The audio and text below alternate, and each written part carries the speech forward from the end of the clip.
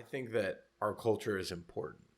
And I think that it matters so much in a larger scheme of things. Of course it matters. And the culture you're trying to do this with has always been a vibrant, growing culture. Cuba wasn't stuck in a rut for 300 years. And then now, because we're a diasporic community and scattered all over the world, we now are exposed to other things. And then we're trying to mix them up with these things so that the thing will live on. No. Cuba was an eclectic culture. It was a world unto itself in many ways. And we set the tone. I feel like we set the tone for so many things. Right. It was the first truly modern Latin American culture. It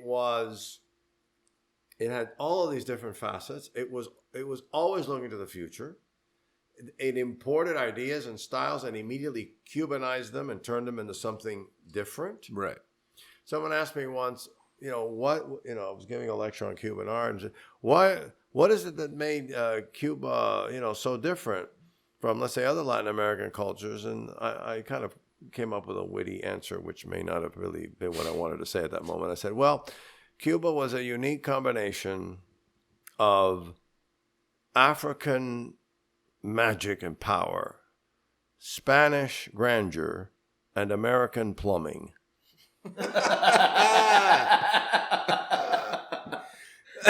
That is good. Yeah, it is good. But what I guess what I was aiming at is that the American component was part of our ethos because America brought this forward-moving future change, transformative.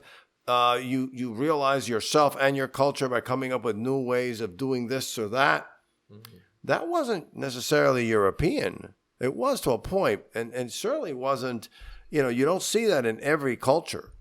You see that in living, innovative cultures where you had that intersection of these traditions and this modern sense of inventiveness and fulfillment in coming up with yet another way of, flipping this thing. That's a living culture, and that's a culture where culture itself, creativity, played a major role. Right. Cubans were in love with their own music. I've traveled all over Latin America, and most Latin American cultures look at their own music, with a certain sense of, that's that stuff that, the tourists consume, or that we want to get away from that. We want to be international. Cubans had an international musical style that was Cuban. Yeah. And they turned it into an international style. The cha-cha, the mambo, the song. These things were heard and still are being heard all over the world. Benny Moré, man. Right. I just like, that just Benny Moré as a whole. And, we have it like, I must have like 40 Benny Moré songs, if there are 40, on our playlist at the restaurant. Just because when he sings that feeling, that whole thing, it makes me understand my culture better.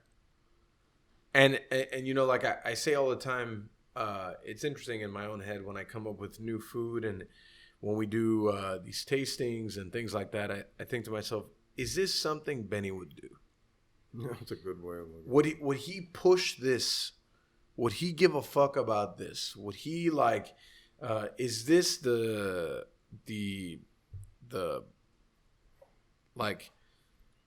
is this what he wants people to remember? I think the same way because that's how I feel when I listen to his music. But what's interesting about Cuba is that when Benny Moré was a star in Cuba in his time, and he wasn't the only one, right. There was all these other Celeste Mendoza and Olga Guillot and Celia Cruz and La Sonora and Elena Burke and and Bola de Nieve, and we can go on and on and on. Cubans of that time went to see these people perform. They were intimately connected with that. And not only that, it's something very peculiar among Cubans.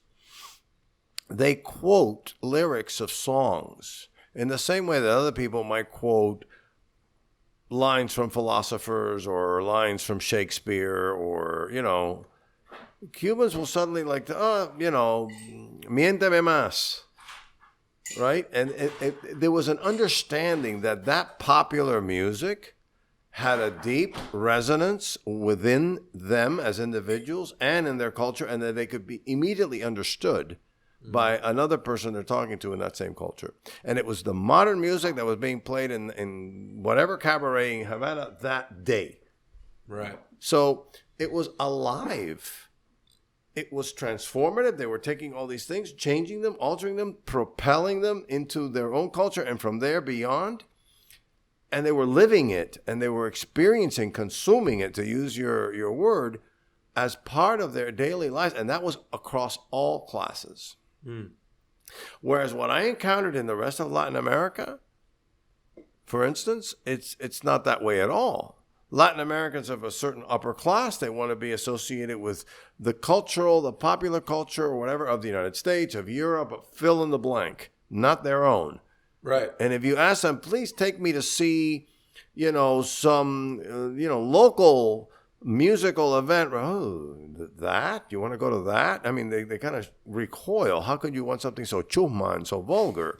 Right. But in Cuba, those distinctions were totally non-existent. And we picked that very Cuban trait within us as children of exiles. And we feel comfortable working with that tradition and making it alive because that was part of the Cuban mentality. And that's the way you make it connect.